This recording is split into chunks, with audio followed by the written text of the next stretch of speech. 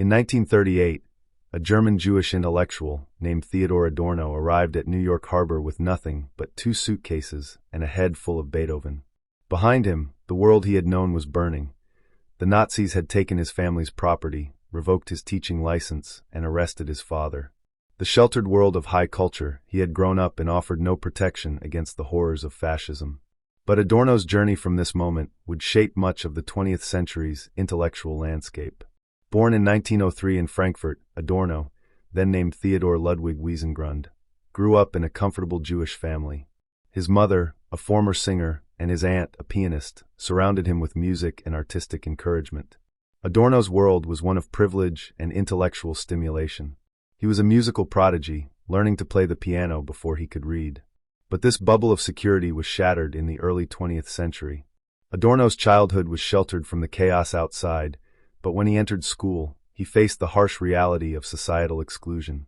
Despite his achievements, his peers mocked him for his Jewish background. The world outside was increasingly hostile, and during World War I, he began to understand that the veneer of civilization could not shield him from the rising tide of nationalism and anti-Semitism.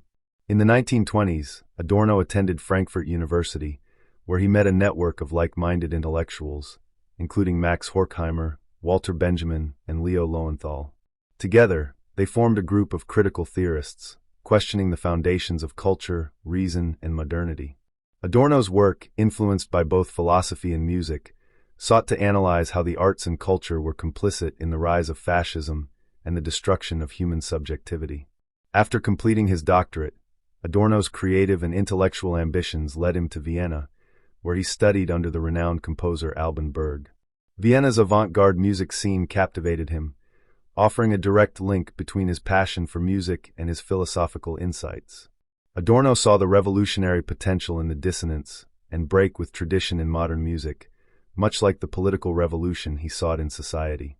But as the Nazi regime gained power, the intellectual climate in Germany became dangerous.